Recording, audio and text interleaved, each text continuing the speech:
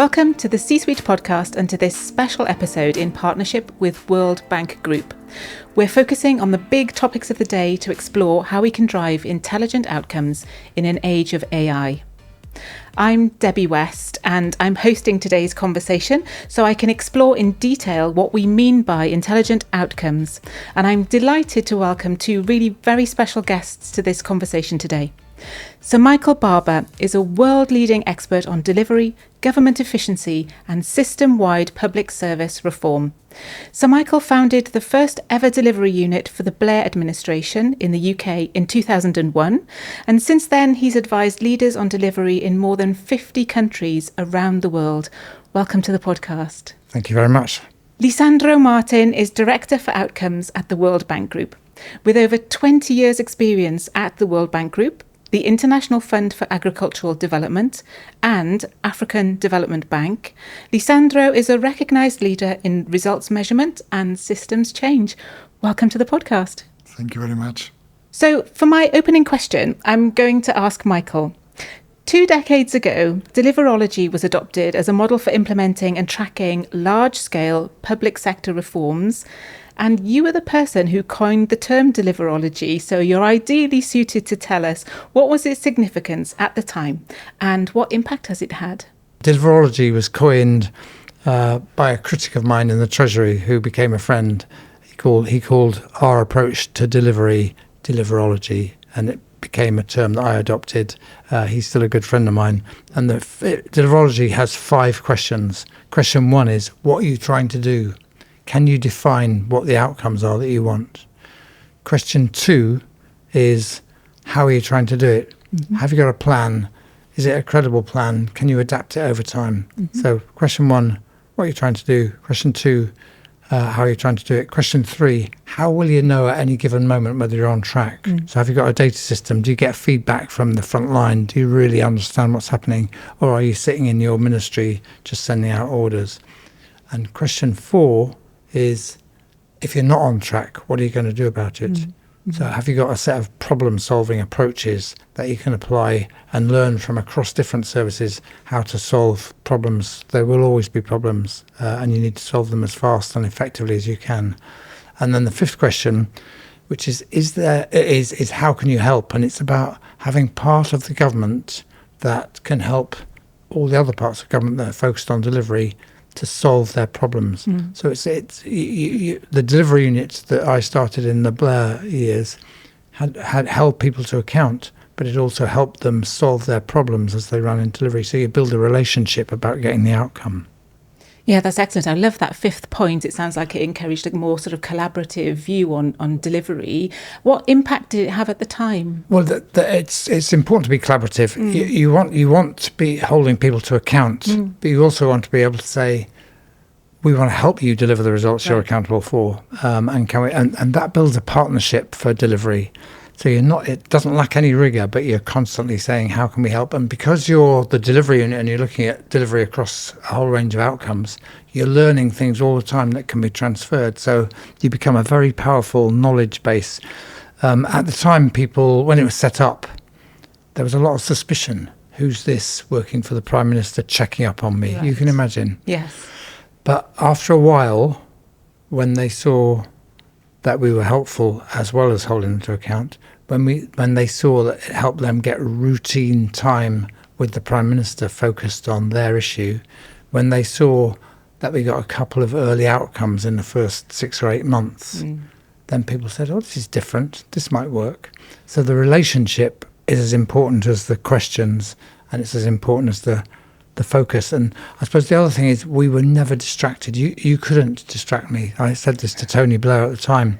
So you're going to have crises in the EU, you're going to have 9/11, you're going to have a war in Afghanistan, a war in Iraq, but whatever you're doing, I'm just doing this. We've got 20 goals across 4 departments and we're going to achieve them. I will not be distracted. That's also really helpful around government. They know there's part of the central government that is never going to be distracted from the focus on the outcomes that matter most to the British people. Yeah, absolutely. That laser focus sounds really important.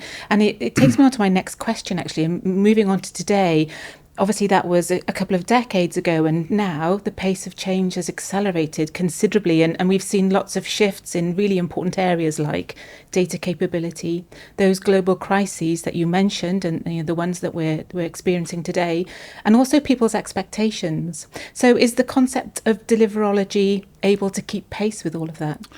Well, I think it has to, because actually it's getting more important, not less. It's getting more important because people are increasingly reluctant to pay higher tax, but they desperately want better quality services, and that requires a focus on the outcomes and innovation in order to deliver the outcomes, because you've got to get better outcomes for the same cost effectively. And that puts an enormous pressure on government, and governments that fail get overturned. They know this. And so actually getting delivery right is more important even than it was in 2001. Some of the innovations help. You can get better, faster, cheaper data than you could 20 years ago. We know more. So if we apply what we've learned over those 20 odd years, the World Bank does a really good job of helping us do that. So we know more. We should be able to learn faster in governments. We're under pressure more. We've got much better data systems. And there are innovations from technology in delivery that will really help. Right. Just to give a very small example, but powerful, we had an app attached to a tablet for people who were doing vaccinations across Punjab, Pakistan. So all the vaccinators have a tablet. As they vaccinate a child, they take a photograph, they tag it geographically.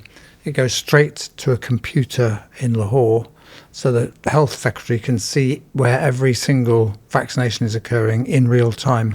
And then you redistribute the vaccinators to where there are blank spaces on the map. And then you have a telephone bank in Lahore. Every day, they're calling the mothers, because you also get the mother's telephone number.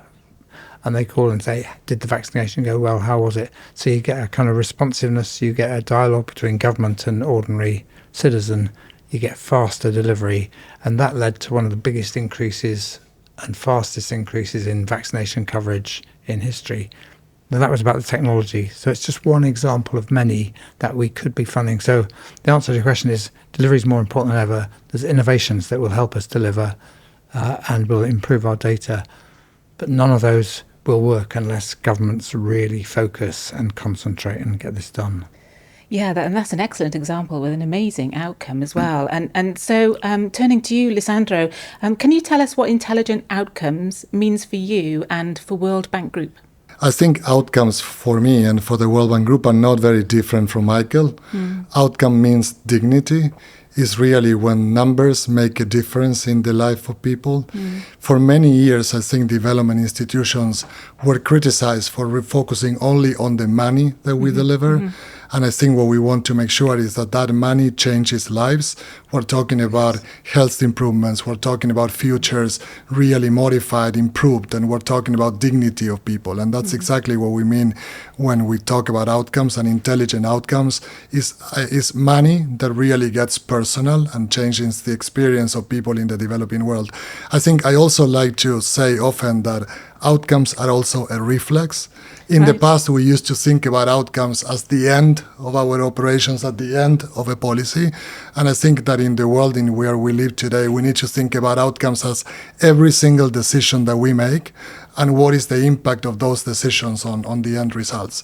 You know, sometimes we think that when we're talking about budgets and when we're talking about timeliness of our decisions or of implementation, that is something that doesn't affect what will happen in a few years from now when an operation is supposed to deliver the end results. But every single decision actually links to that.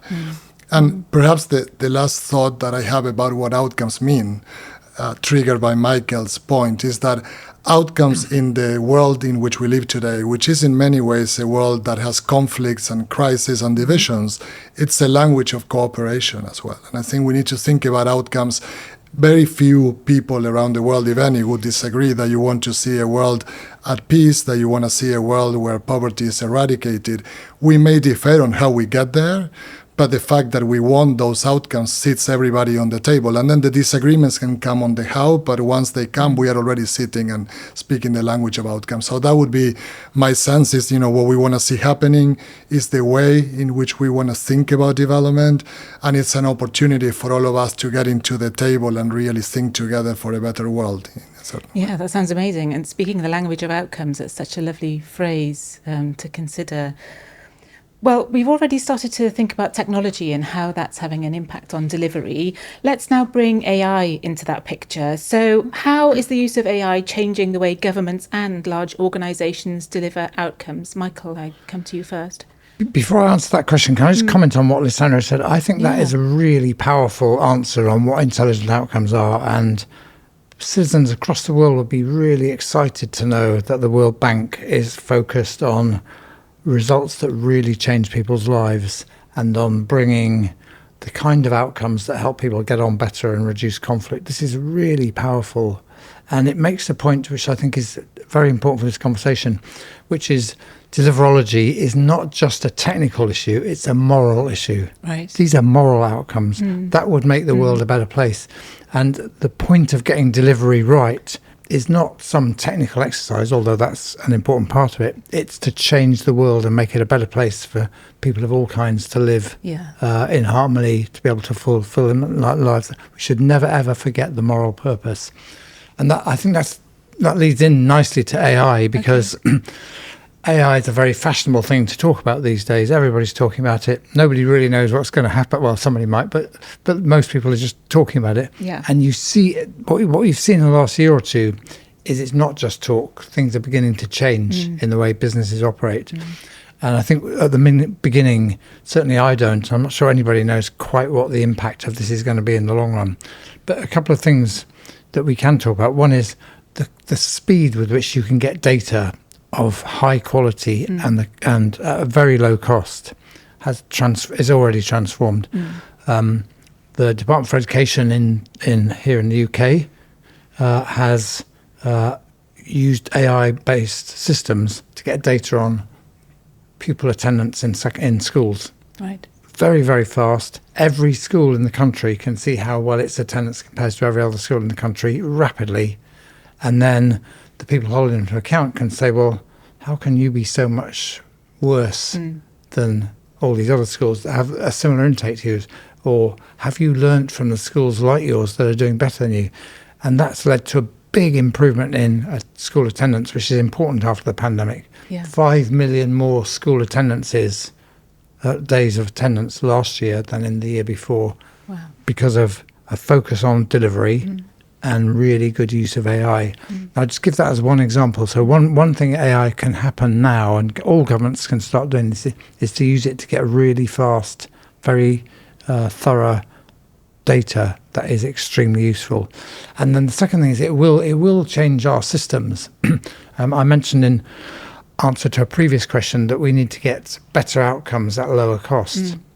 There will be ways of running some of our public systems with fewer, better trained, higher quality people and the use of artificial intelligence. Those things are being invented as we speak. Fully agree. I mean, from the perspective where I see it, Michael, and listening to you, I think there is a lot of potential for AI to amplify our delivery capabilities, really. And I was thinking I do a lot of work on measuring results and measuring outcomes and influencing the delivery of the organization as well.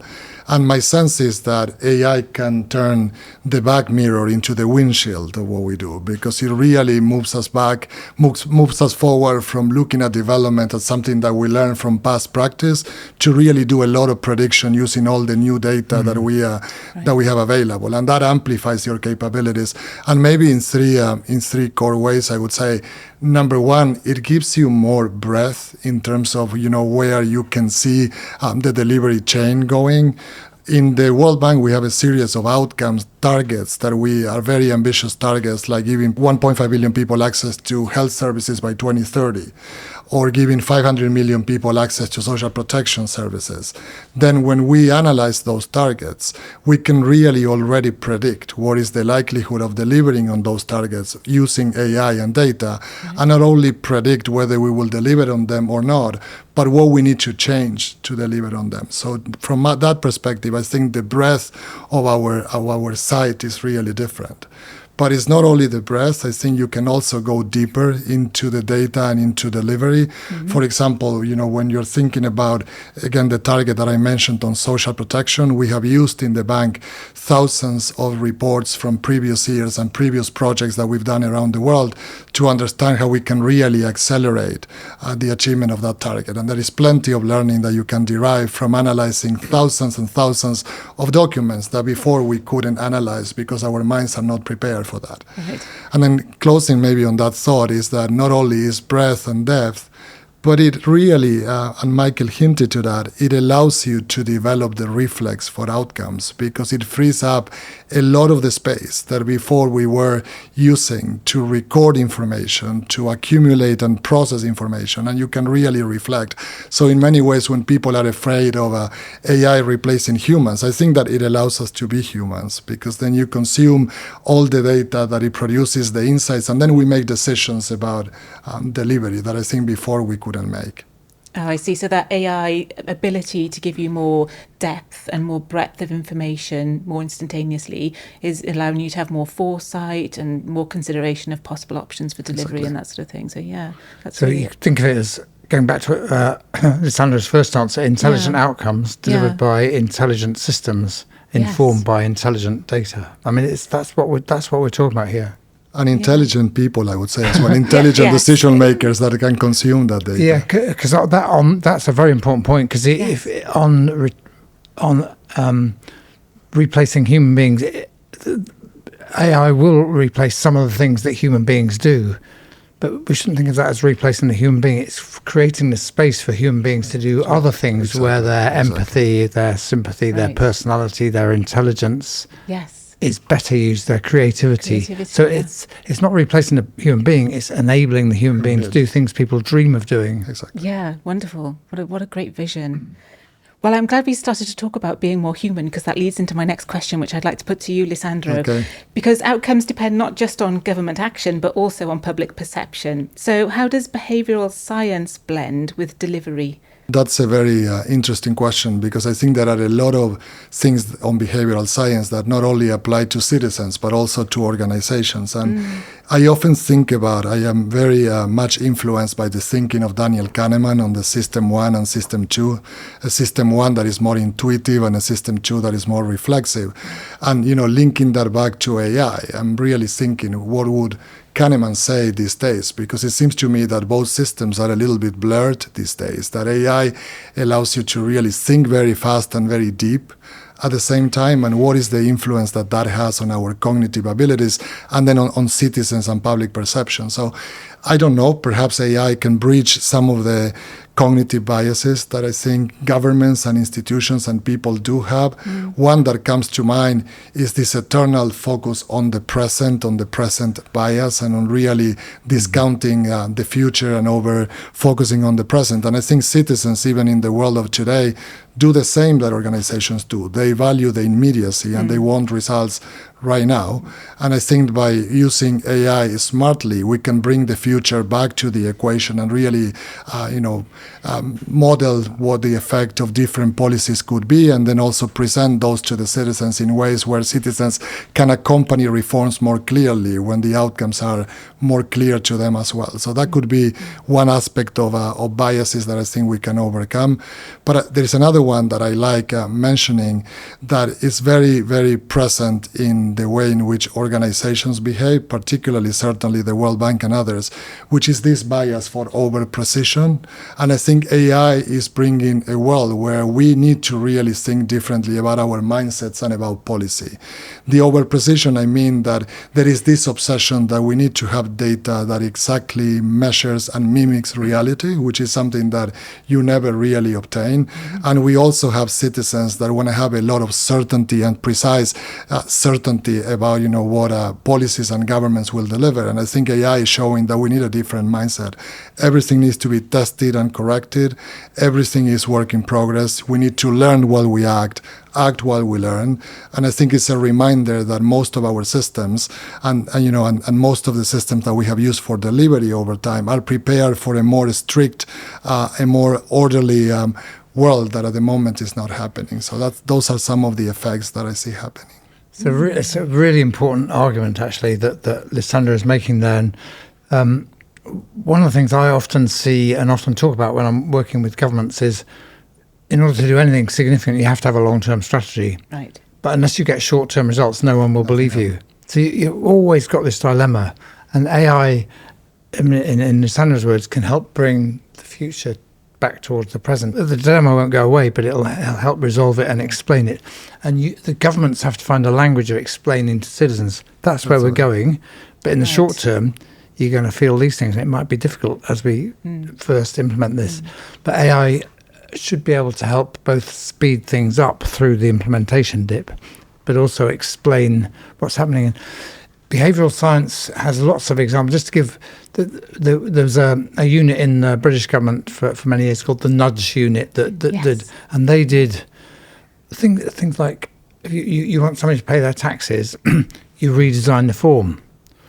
You tell them, if they're not paid, how many people in their street have paid their taxes and that they're one of a small minority, rather than the whole country. Just tell them about their own street. Right. So these small things, and AI helps get that kind of information. It's very granular, but it's quite powerful.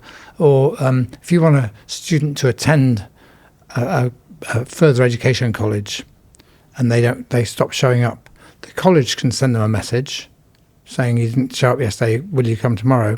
That might work, but what the Nudge Unit showed here is if one of their peers, one of their friends says, I didn't see you today, are you coming tomorrow? Then they will come. Yeah, right. See what I mean? These are small things. Yeah. And the pressure of delivery and goals and objectives creates the pressure to make those kind of minor innovations, and behavioural science helps you find them. Yes, it links back to what you said about AI enabling us to be more human, creating that space. Yeah, so if you had a goal for 5 years to improve the employment rate market or something, or the number of people in productive employment. Yeah, that's going to take you a while, but you could be redesigning the forms now and getting progress and evidence to show that you're on track in the short term. So you resolve that dilemma. Yeah, meet that need for immediacy while you're developing for the future. And Lisandro, you used the term outcome reflex earlier. How can governments and large organisations develop that reflexive capability so that they can turn this data and insight into action sort of automatically? Well, we have a lot to learn from what Michael has already implemented and created around the world in how we do that. But I think, one of the most important things that I would begin with when we are thinking about that at the World Bank is really understanding that when you are identifying outcomes, it's not an exercise of measurement, it's an exercise of giving direction to policies and giving direction to money. And Michael reminded us before, and many multiple times, that we need to select a limited set of priorities. I would say that in the world of today, those few priorities of Michael need to become even fewer. You need to have the real courage to focus on a limited set of results that can gear the entire systems towards them. So in the bank, for example, until a year ago, we had a corporate results framework, what we call a scorecard, that identified 153 priorities for the institution. So that's an invitation to really have no priorities. And we now have a revised scorecard that identifies 15 outcomes that the institution will help governments deliver across the world. So the first point to have the instinct towards outcomes is to have a really clear vision of what those outcomes are and understand that those outcomes are not indicators. It's not about being precise in the measurement. It's about being precise in the direction. Right. I think the second point that is very, very important and I also borrow a bit from what Michael said. I think that one of the most important aspects of delivering outcomes is having the space to reflect and talk and take stock about outcomes. And this is something that we're being very systematic about at the World Bank Group. But I think what has changed from the past is that these stock takes are not necessarily moments that happen twice or 3 or 4 times a year. These are moments that happen almost daily or on a weekly basis based on the type of evidence that becomes available with AI that really changes the course of what we do. It can really be changed routinely. I mean, I was reading yesterday that 15 million social media posts are posted every day in the world. And then AI has the capacity to analyze those sentiments really on a daily basis. And if you are a government, you really would care about how of your policies are being received, and you can really change very quickly. So that aspect of reflecting constantly is what it has to be, with having that intuition, really understanding when you consume the data, what is the link that I was talking to you about at the beginning with that data and the likelihood of really delivering outcomes. I'll mention a final point from what I do, because I think it's an important one from the real perspective of the work that I do in terms of measuring outcomes. I think that our systems overall in the multilateral development banks, but in the world in general, when you are measuring results, we have a system that has really been outdated by the times in which we live. A lot of the reflections that we do, the evaluations that we consume, the data that we analyze are about the past, and they come a little bit too late. And I think we need to think about systems that are more oriented towards the foresight and that give you the data when the data is really needed for reflection. And that is, without that, you cannot have a reflect. You can have a reaction afterwards if the data arrives too late. But I think what we need to think about is how do we modify the system so that the evaluation is ongoing, and perhaps there isn't even an ex post evaluation. The projects and the policies themselves are the evaluations, and we are testing hypotheses as we advance. So that's the idea, I think, of how we think about the reflex. We have clear priorities, we have the data and the possibility to react quickly to it, and spaces where we can reflect on an ongoing basis. Yeah, I think that's very, very important what Lisandro said, because you definitely need reflection, and the data doesn't tell you what to do. It informs your ability to make a good decision. Right. The data is brilliant, but it doesn't tell you what to do. You still got to apply values to it. If a certain policy is increasing poverty but generating wealth, there's a set of moral decisions there. But so the data is important to have that information, but you still have to decide what to do. So that ability to reflect, and then I really want to strongly endorse Lisandro's point about post hoc evaluations that take ages and then are published and nobody reads. That world is gone. You have to evaluate in close to real time, and then periodically do profound analysis. But the profound analysis focused on what can we learn from all this to get better in the future. I think we have to rethink evaluation, exactly as Lisandro was saying, and AI, by the way, will help with that, as will behavioural science. So I think there's a big opportunity, and the World Bank is probably the best organisation in the world to lead that rethinking analytically. Wow. Okay. And so making those judgments, just at the right time, and much more reflexively, as you were saying, and that kind of links with the evolution of urgency. And we talked about the increasing pace of change as well as capabilities. How has the concept of urgency evolved in delivery? I think urgency is a very important part of the deliverology that Michael has emphasized throughout his career. And you're right, I think, in thinking that urgency somehow has a different meaning today. I think perhaps in the past, urgency was more about acceleration, and I think about urgency in terms of orientation these days. From being really fast to really trying to find your way within a wealth of information and calibrate your policies.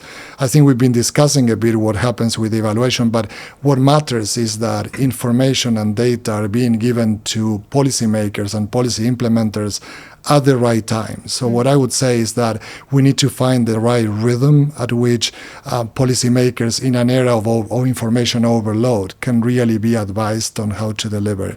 We have multiple examples across the world where very thorough reports come too late after policies have already been approved or are already under implementation, and to be precisely right at the wrong time is exactly the same as being wrong from the very beginning. So I think funding the rhythm is one important thing that we need to do when we think about delivery and evaluation of outcomes. But the second one, going back to your behavioral science question, is that we do know that the mind is not always open for learning. So there are moments in institutions or moments in human beings where you are more prone to learn than others. And I think finding those moments that are particularly the moments where you are perhaps designing a new policy and looking for the right solutions, when you are reviewing halfway through the implementation of a program at a midterm review where you really are willing to fine-tune and make corrections, I think is very important. It's been always important, but it's more important today than ever before when there is such an overload of information. And then we tend to believe that policymakers and people that work at the World Bank Group or any institution that wants development outcomes is thinking about the right evidence all the time. I think this is not the case. We are always ready to make trade-offs, and we need to find the time when evidence can actually become part of those trade-offs. So that is my sense on how to answer your question on the new definition of urgency is to move away from speed into calibration, and to move away from acceleration into really being more precise about finding the right moments so that we influence the end results. The origin of urgency, when we're talking about public systems and governments, the origin is people right now who haven't got the healthcare they need, who haven't got the schooling they need, who haven't got the job they need. That's where the urgency originates, in that moral question of what are we doing for these people? How long can we delay? I used to tease, and they sort of liked it, British civil servants, because they would constantly say, well, couldn't we do a bit more research before we start? Or could we do a pilot study? Or in the old days, long ago in England, you could say, let's try it out in Scotland first. You could all these ways of delaying things. Somebody once told me that that if civil servants went on a march, if they were on strike, their chant would be, what do we want? Procrastination. When do we want it? Next week. It's not really true, but the sense of urgency comes from the citizens who are waiting for the services. And why should they wait longer if we know how to solve it? If we don't know how to solve it, that's a different thing. Yeah, exactly. Yeah, why should people wait longer? That's such a good point. Well, this has been a brilliant conversation so far, and I'd just like to sort of pull together and summarise some of the thoughts. So, Michael, to ask you, how does Outcome Reflex build on deliverology, and what do you think is next for government capability in this AI age? First of all, I think Outcome Reflex is a really nice way of implying two things. Correct me if I'm wrong, Lisandro. One is the focus on the outcomes, which we've talked about all the way through, and Reflex suggests doing it without a long pause. A reflex is a reflex, isn't it? Yes. So I like that as a way of sharpening the focus on outcomes and increasing the pace and urgency that we were talking about just now. So I like the phrase, it builds on it.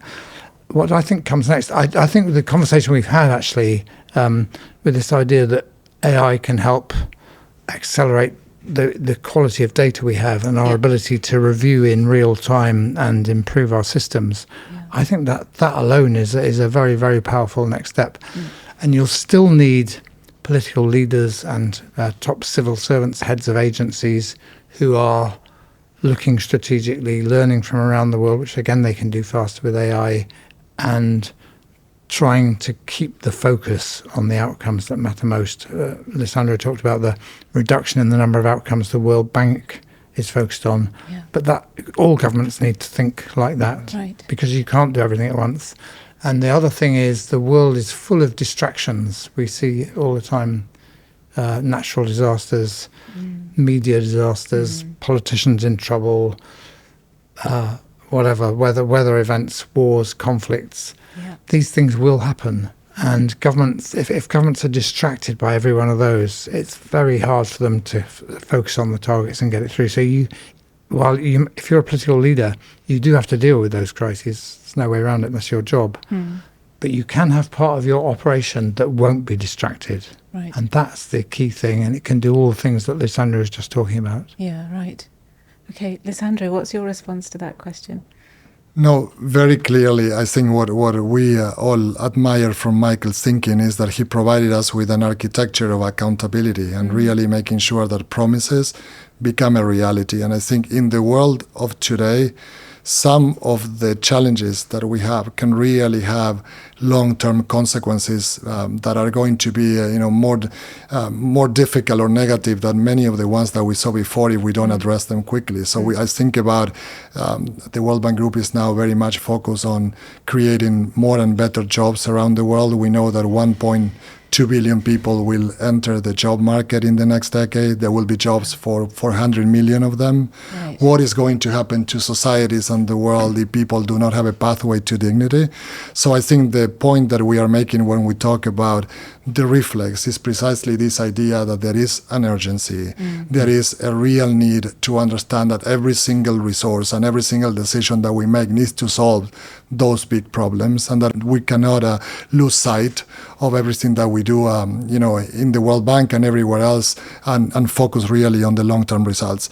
I think when you're saying what is next to governments, the point that I want to emphasize here, it's a bit this conception that I spoke to you before, and Michael as well, on the idea that AI is changing the thinking paradigm, and we really need to understand that we need to get into a mood where we test, we correct, we consume more data. We live in a world, as we call it when we're working with AI, on perpetual beta, which really means you try a policy, you do what you can, you modify it, you really make mid-course corrections and adapt. So I think my view would be a deliverology approach that is really putting the premium on adaptability and consuming data to really adapt, as opposed to focusing on plans that don't necessarily adapt to the reality that we live. And I think for long, we have had that tendency, a bit, again, with behavioral economics, on putting a premium on the sunk costs. We have implemented things that we realize at a certain point that are not really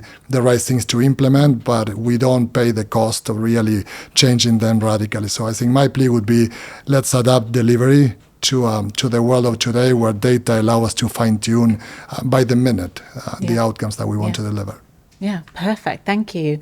Well, that's been fascinating, and there's been so much to learn from this conversation. So for anybody who's listening, watching, or would like to know more about these topics, where's the best place they can go for information or to contact you, Michael? Well, it sounds like the World Bank is full of great information, and they can use AI, of course. I hesitate to promote my own book, but How to Run a Government sets out the principles, but it was written in 2016 and the world is moving. So I think it's a good starting point to get the framework of how to think about delivery.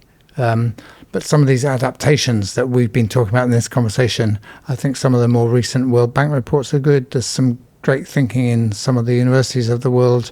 I follow what they do in Stanford with Francis Fukuyama's work. Exactly. I follow what my former colleague Jeff Mulgan does at University College London. There's some great thinking going on. There's always stuff to read. But I think World Bank reports will get into the AI and they'll be faster, as Lisandro is saying. And I think my book does provide a structure of the way of thinking about this. Yeah, okay, perfect. Thank you. And Lisandro? I think Michael has been humbled because many of his books provide really good insights into this topic. I would say, there's plenty on the World Bank Group website, worldbank.org, that we can share. We have a dedicated page for outcomes and the scorecard, where also we reflect increasingly about the power of AI and how AI is changing the world of outcomes. I also post a lot of articles and blogs on my LinkedIn page, so I welcome anyone wanting to join the page. And certainly, hopefully, we'll have follow-up conversations with you in the future about aspects of this agenda. Thank you. That'll be perfect. Thank you very much. This has been a fascinating conversation, and thank you so much to my guests, Sir Michael Barber and Lisandro Martin. I'm really grateful that you were able to join the three of us for this conversation today, and we would love to hear your views too. So please add your voice to this discussion and comment on any of our social media feeds. Those are all linked from the top of the website, which you can find at csuitepodcast.com. You'll also find our previous shows, and you'll find show notes from this episode today and links to the places where you can follow us. And if you're listening to the episode on Spotify or Apple Podcasts and you've enjoyed the episode, we'd love it if you gave us a positive rating or a review, because that really will make a difference. If you've got an interesting topic you'd like us to explore as part of this series, please do get in touch. There's a contact form available for you on our website. And of course, any feedback you've got, we would openly welcome. So please share your comments with us. You can find me on LinkedIn. I'm Debbie West, and thank you very much for joining us today. See you again soon.